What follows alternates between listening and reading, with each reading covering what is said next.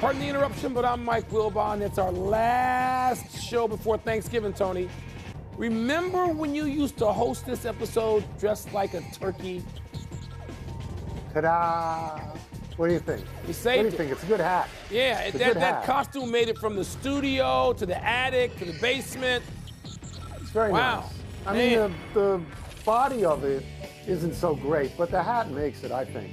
Welcome to our PTI Thanksgiving special, boys and girls. In today's episode, the Steelers fire Matt Canada, Tom Brady skewers the NFL, and we present our turkeys of the year. But we begin today with last night's Philadelphia win in Kansas City, 21-17, as the Chiefs failed to score in the second half for a third straight game. The Chiefs had scoring opportunities in the fourth quarter, but a fumble in the red zone by Travis Kelce and a drop pass by Marquez Valdez-Scantling left the Chiefs short. Wilbon, did the Eagles beat the Chiefs, or did the Chiefs beat themselves? Yeah, there's a lot of both going on there, but the Chiefs have been doing this all season. I mean, we've been talking about dropped passes and receivers not separating. I've been hearing that for all the X and O chalk talkers. Been hearing that since week one, maybe even the preseason.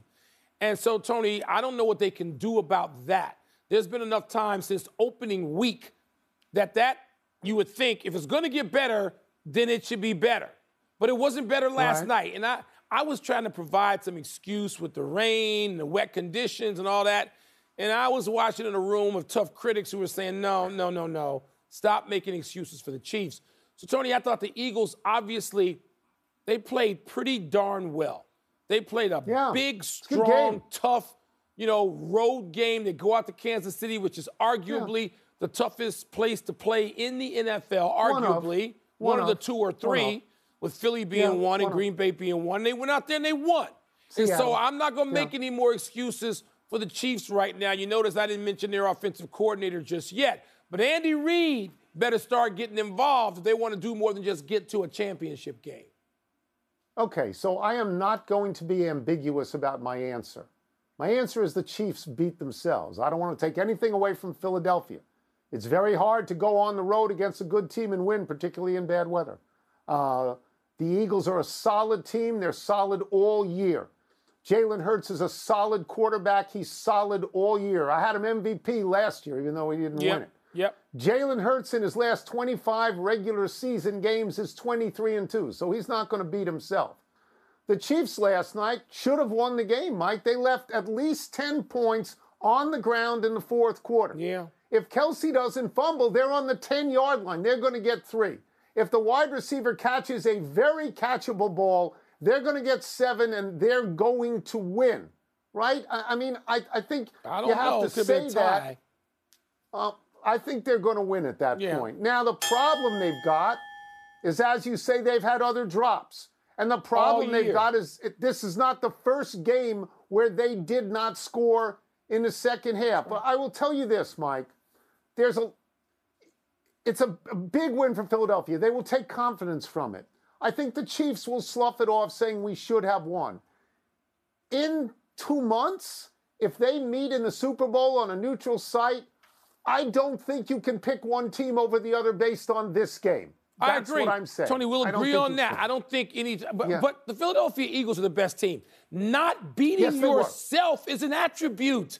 Not beating yourself is to be credited. Yes. And the Chiefs, they're a solid team. They've got this flaw. I don't know what the source of it is, but they're not going to go out and get Lynn Swann to put in the lineup at wide receiver between now and the start of the playoffs. If I'm watching that game last night, my question for Andy Reid is, where's Tyreek Hill when you need him? Because he makes that play. He makes the play. He's not walking through that door.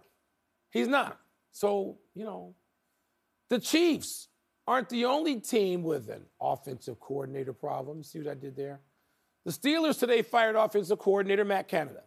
Pittsburgh is 6-4, but has a negative point differential and has been outgained in every single game this season, which is amazing. The Steelers haven't made an in-season coaching change since 1941. So, Tony, what does it tell you that they're doing it now? Well, this has been building up for quite some time. From like the first game or second home game, Steelers fans would chant in the stands, "Fire Canada." The Penguins fans. Penguins were doing that. That's right. Everybody would do it. Yeah. Ben Roethlisberger publicly said, I want to get this thing exactly right. He boosted Byron Leftwich for offensive coordinator in case Canada lost the job. So this is not a bolt of lightning, except in the historic context that they have never done it. Now, there's a first time for everything, Mike. Just last week, Buffalo fired its offensive coordinator, Ken Dorsey, replaced him with Joe Brady, and put 32 points on the Jets, which have a good defense. The Jets do have a good defense. I'm sure Pittsburgh noticed that. Pittsburgh can't score. This is the third day I'm saying this. When we talked about the Pittsburgh-Cleveland game, I said bet the under. They can't score. Their offense averages 15 points a game. It's 28th in the league. They're 28th in the league in offensive yards. They're 31st in the league in passing yards. Kenny Pickett hasn't done anything, and you got a couple of stars like Najee Harris and George Pickens saying that the offense isn't good. So this is not unexpected to me. No, I don't think you can say, yeah, you know what, Tony? I think the firing is unexpected because the Steelers don't do that. They don't do that. And, but when your offense with this coordinator goes like 21st, 24th, and 28th in 3 consecutive years, and you're just getting worse, and you're looking around, and Tomlin's comments are interesting because the Steelers are never, I don't know, they may be number 1 in yards gained, but they're not a magical offensive franchise. That's never what they've been. Even when they had Terry Bradshaw, Lynn Swann, and John Stallworth, they could have spectacular plays, but they're a defensive team, and it still went through Franco Harris and Rocky Blyer and Jerome Bettis and all these people over decades. So, Tony, I was surprised when they fired Canada. But again, 21st, 24th, 28th, so they can't do this. And what Mike Tomlin says is, this is not your daddy's NFL. You got to be able to score touchdowns now. And wow, Tomlin is having an awakening. I find that as surprising as the firing of Matt Canada. They are 6-4, and they've been outgained, as you said, in every single game. It is fair to ask 2 questions. One is, how did they get 6 wins? And the other question is, wouldn't they have 9 if they had any sort of offense? Yeah, maybe. And that's why this was done. We move on. Here's a story you will love, Wilbon. Tom Brady went on to the Stephen A. show and said there's a lot of mediocrity in the NFL today. He said the coaching isn't good in terms of schemes and the development of players. He said guys like Ray Lewis, Rodney Harrison, Ronnie Lott would be flagged on every play today, and it should be the offense's responsibility to protect its players rather than just trying to regulate big hits out of the game. Wilbon, go. Are you kidding? This is music to my ears. How many times do I text you in our 47 usual texts on average on Sunday and some on Monday morning after your podcast and say the NFL is not what it used to be? It isn't. Right. And I go to coaching first. You know, we've gone through the standings, you and I, and Uber producer Matthew Kelleher, and I said, no. This guy, no. This guy couldn't coach 30 years ago when the NFC East was Jimmy Johnson, Bill Parcells, Joe Gibbs, and whoever I'm leaving out. Buddy Ryan. Don't even tell me. And so, Tony, I'm glad to hear the Golden Boy say this. Another place, and I know you don't really disagree with that. You and I go back and forth. But the place I disagree with you vehemently, and I told you this, you said, Brady, he's never said anything other than let's go. In 30 years, he's not going to be any good. And I say to you, oh, no. Brady's going to be great because he's saved it all up for 30 years, and now he's ready to go. Pull the string and let him talk. I understand. Tony, Brady, this is gold for me, what Tom Brady said, because I agree with every word of it. Okay. So I found out about the story just a little while ago, so I'm going to look at the notes. And my notes say this is wonderful for you because it hits all your points. Bad coaching, bad quarterbacks, too many penalties.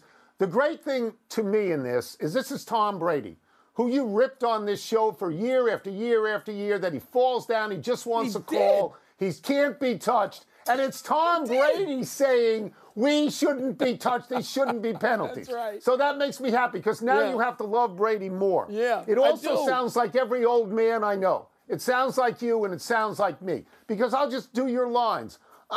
Pitchers don't go 9 anymore. Big men aren't in the paint anymore. Safeties can't deliver big hits anymore. They can't. Brady is an old man. Yes. By modern NFL standards, he's 46 years old. He is an old man. Yeah. The last point I want to make is I wish there was some specificity in this. There isn't. They're large, soft pillow balloons as to what's wrong. But I agree with you at the moment that it makes me feel like when Brady gets in the booth, there's a real chance he will be critical. Not a real chance. And that would be great. He's going to be great from moment one. Would be and great. by the way, specificity, he said the head coaching ain't what it used to be. How much more specific you want him to get than that? Name names. I want names. That's more than those other guys on TV do. They don't ever criticize head coaching. Ever. I do. It's such a wide brush. I to do. use. It really is. I criticize. Let's take a break. Yeah, you criticize Brandon Bears Staley, coaches. Matt Eberflus. You want me to keep going? Up, Kyle Kuzma, who doesn't play any defense, celebrated too soon. But did he make the cut for our turkeys of the year? And how about this guy Cole Reagans and his unusual delivery? Tom Brady, put him on TV now. Put him on TV right now. Because you hated him the last 10 years. You said, golden boy, falling down. Was I wrong? Give me a call. Pardon the Interruption is presented by Bullet Frontier Whiskey. You are watching Pardon the Interruption, presented by Bullet, part of Happy Hour.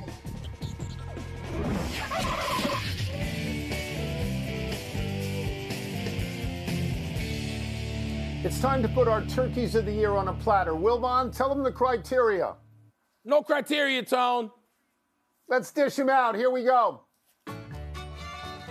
This is Pitt's Devin Danielson, self-striker. In the middle of a Pitt win, the defensive player hits himself. That's he like flips out, hits Gus himself with the Farrat, helmet man. 3 times. That's crazy. Totally crazy. Wow. Isn't that nuts? Grant Williams, free throw failure. Grant. He said he'd make them both. I'll make them both. Celtics needed one to win. He missed both. They lose in OT. Yeah, I like Grant Williams, but that was not a great moment. Vegas Viper, wide receiver Matthew Sexton, premature celebrator. His team's down 25, and he's stripped at the goal line.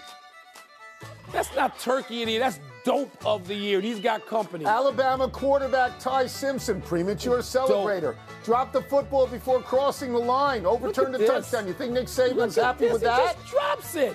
I'm not sure he wasn't breaking the plane, though. Washington linebacker Alfonso Tupatala, premature celebrator. He ruins a 70-yard pick six by dropping the ball on the one. He did not break the plane. He didn't break anything. All those guys are just dopes. I love them. Charleston Battery goalie Trey Muse, confused keeper. Look at this. He tries to defend the ball. Come he on, slips man. on the dirt. Paid. The other team scores. He got paid, as we used to say, huh? Where's the payola? There's got to be a bag in his locker after that. Come on, Philadelphia Flyers Tony DeAngelo, Perry poker. He strikes Tampa's Corey Perry in the man zone. You can stop. The competition's over. That guy should be suspended for the rest of the season. A 4-on-1 beatdown. That's appropriate. Tim Anderson, pugilism provoker. Ramirez slides under your boy. They jaw. They start fighting. Anderson gets the worst of it. He got him right there on the chin. Gets the worst of it. John Chin, he got him. Tim Anderson, Virginia gone, Tech guard Michael Collins Jr., Duke Decker. 13 seconds to go. Collins makes a go-ahead basket. Then he fist pumps right into Kyle Filipowski's throat. Accidental. In his throat. Accidental. What? Not like that hockey dude, Tony Rockies D'Angelo. fans and security, Acuna assaulters. 2 Rockies fans get onto the field, and then it's the Keystone Cops. That's terrible. That's awful. What is he doing? He's grabbing his leg like Jeff Van Gundy on Alonzo Mourning. What is that? Senbari Teferi, wrong way runner. The Olympian from Ethiopia is about to win a race. No, that's not She follows the police escort motorcycle off the course. That's not turkey. Finishes third. It is unfair. No, she follows the police escort. No, that's not a turkey. The freeze race contestant, finish line dude's faller. a turkey. I remember this. This was sad. The kid hadn't won. He choked. Should have won. Should have won. Face first. Watch. Boom. No. D'Angelo, the hockey player. Australian tennis player Mark Polmans. Match point meltdowner. I don't remember He's this. hitting for. He gets tossed because he hit the chair umpire when he missed. Still boom, you're out. What a dope. You couldn't do that 10 times out of you couldn't do it. Mario Cristobal, non-kneeler. How many times will he do this and keep his job? Kneel on it. 33 seconds left. You run and play. You fumble. You lose. He and Brandon Staley. Yeah, they are. Dopes. Steelers, Gunnar Olszewski. field position flubber. It's an all-pro punt returner. He should have let it go out of bounds. Yeah, he should. He doesn't, pins him back, you and he gets lose cut track of later. where your feet are. It's not like the hockey dope with the stick to the nether region. That guy's Connor suspended Stallion, forever. sideline spire. Best story of the college football season, even better than Dion. He resigned after allegedly stealing signs. Harbaugh said he had no idea. Really? Really? Yeah, I'm tired of that story. I really am. Dylan Brooks or Villain Brooks, Dylan Bron the villain. Bader. Brooks called LeBron old, and then he punched him in a bad spot. Memphis didn't re-sign him. Who gets the last laugh?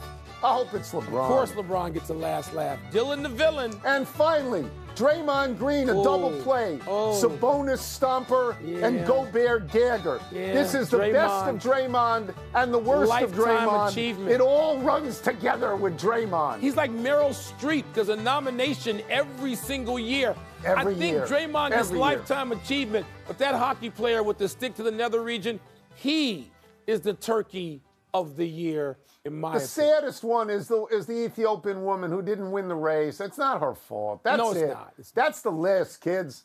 Our turkeys of the year. Let's take one last break, but still to come. What is going on with LSU and Angel Reese? Soap opera, I told you, it's irresistible. And a U.S. men's player gets the boot from last night's match against TNT, as in Trinidad and Tobago. Yeah, he should have been a turkey. I mean, didn't he kick the ball out of the stadium? Pardon the Interruption is presented by Bullet Frontier Whiskey. Please drink responsibly. Part of Happy Hour. And in part by Kia. Movement that inspires. Happy time, people. Happy 79th birthday, Earl Monroe.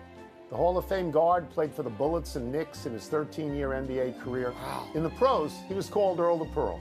But on the streets of Philadelphia, where he grew up, they called him Black Jesus. Monroe averaged 26.7 points a game for Big House Gaines at Winston-Salem State. He was a second overall pick by the Baltimore Bullets in 1967. Rookie of the Year in 68, All-NBA in 69. Monroe won a championship with the Knicks in 1973. Starting five, Monroe, Walt Frazier, Willis Reed, Dave DeBusschere, Bill Bradley, all of whom are in the Hall of Fame. To me, Monroe and Pete Maravich were the most exciting guards with the ball I ever saw. Tony, every kid who thinks he or she is a great ball handler, every one of them should be forced to sit down and watch about 10 minutes of tape of Earl Monroe. Then you'll find out what a great ball handler, a wizard, really is. Happy anniversary, Doug Flutie. Around this day 39 years ago, with Boston College trailing Miami by 4, on the last play of a back-and-forth barn burner in the Orange Bowl, Flutie rolled to his right, uncorked a 63-yard Hail Mary that was caught by Gerard Phelan for a 47-45 BC win. Flutie outdueled Bernie Kosar, who had thrown for a school record 447 yards. 1 week later, Flutie won the Heisman. I was at that game. It's the greatest play I've ever seen. The custom was that sports writers were led down to the field in the waning seconds to make access to the locker rooms easier. I was literally standing in the end zone with Miami SID Carl Schmidt when that pass was caught. Schmidt, boom, went down to the ground. Tony, I'm so jealous. You were at this game. You bigfooted me. You were in Florida on vacation. I was pulled off this assignment. I missed that play, and now I'm left with my greatest play ever seen in person, Tyson Holyfield ear bite. Does that qualify? Yeah. Is that in the running? Is that high on your list? That's in the running. That's not on my list. I wasn't there. You bigfooted me out of it. Happy trails to another game for Angel Reese. The LSU All-American and most outstanding player in the NCAA tournament last season missed her second consecutive game last night, a 106-47 cruise past Texas Southern. Reese was benched by Coach Kim Mulkey for the second half of a win over Kent State. She hasn't played since. Mulkey has provided no timetable for Reese's return. LSU will play 2 games in the Cayman Islands this weekend. When Mulkey was asked if she had decided whether Reese will make the trip, she said, and I'm quoting here, "If I have, I wouldn't tell you. You're not entitled to that information," unquote. Reese wrote on social media, quote, "Please don't believe everything you read," unquote. Seriously, what is going on here? This isn't even the juiciest part by 1,000 miles. But what's sort of cool and is unfortunate right now is that Angel Reese is a big enough star that we can talk about Angel Reese and have people paying attention every day for a while. But she's a big star. At some point, LSU's going to need her back in that lineup at some point. We're running out of show and we go to the big finish. Let's the NFL suspended Kareem Jackson for 4 games after he lowered his helmet on his hit of Josh Dobbs on Sunday. Your thoughts? Yeah, I thought it was a bit much until you realize it's the 3rd play he was in coming off a 2-game suspension. So, you know, Bill Belichick says he's told all his quarterbacks to be ready to go Sunday against the G-Men. Does that make sense to you? If you can't beat the New York Giants, as Washington has proven, get out of the league. Man. Get out. Serginho Dest got red carded in last night's loss to Trinidad and Tobago. Your reaction? He was a maniac, and his teammates were trying to basically shove him out of the building. They lost the game 2-1 to U.S., but advanced on the aggregate. Padres hired Mike Schultz as their new manager. Is he a good hire? He was good in St. Louis. That's a troubled team, though. It's hard to manage them. Last one, men's college hoops from Hawaii. Tennessee, Purdue, and Kansas Marquette. Pick one. Torn between Kansas and Marquette, but Purdue I'm rooting for. Absolutely. Let me unfurl this flag here as I have this turkey hat on. We're out of time, kids. We'll try and do better the next time. I'm Tony Kornheiser. I'm Mike Wilbon. We are off until Monday, so happy Thanksgiving, knuckleheads. And remember, sweet potato pie, not pumpkin pie. I mean, seriously, grow up. I don't like either. I like apple pie. And now, and I think all kids should wear this hat. Regardless of what kind of pie Everybody you're buy eating. the hat. Social media tone. Be a turkey. Here's sports. You are turkeys. All right, Wilbon, do you agree with Tom Brady about mediocrity in the NFL this year? Agree with him. Come on. You know, before I knew Tom Brady felt this way, I've been spewing this stuff for years. And not all of it. I don't think there's mediocrity over years. I think that the head coaching is like falling off a cliff based on what I saw and watched, and I think what you saw and watched in the 1970s and the 80s and early 90s. I think the head coaching has fallen off a cliff. And I think a lot of what, if not all of what Brady says is right on the money. And it's ironic because Brady talks about defense and what's been legislated out, and what was legislated out in part was don't hit Tom Brady. You're not allowed to. And so Brady criticized that. I find that sort of funny. The other thing is, I think I told you the day Brady signed that Fox contract, and a lot of people, including you, said, Brady never says stuff. And no, Brady never said anything in 29,000 years of playing that was memorable. Right. Because all he ever said was, let's go. So what? Tom Brady's a smart guy. He's an observant guy. He's got perspective. You know that when he's engaged, he's going to be great. I told you he's going to be great from day one. We're not even at day one, and he's great. Critical, observant, way to go. Welcome, Tom Brady. Well, his criticism isn't specific to any particular person. It's specific to things. These are big, soft balloons. But what I love about it is that you are the guy who sat on this network for the last 10 years, and you just said, you dismissed Tom Brady, just another pretty boy quarterback looking for a call all the time. And when Tom Brady yelled, when he yelled at players or he yelled at coaches, you were the first one to say, shut him up. Yes. Why is he yelling? Yes. And then you found out from your friends like Charles Barkley that Tom Brady's the greatest teammate who ever lived. Says, yeah. And everybody loves him, right? So I'm not going to deal with mediocrity. I'm going to go beyond mediocrity. There are more bad teams this year than I ever remember. Now, maybe that's because there doesn't appear to be a great team, although there are about 6 or 8 teams that could be very good. But I'm going to list some teams here, Mike, that over the course of the first 10 weeks have been dreadful for most of them. The Jets, the Giants, Washington, right? The Broncos at the beginning. The Rams, the Buccaneers, the Falcons, the Chargers, no good. The Raiders, the Titans, your Bears, no good.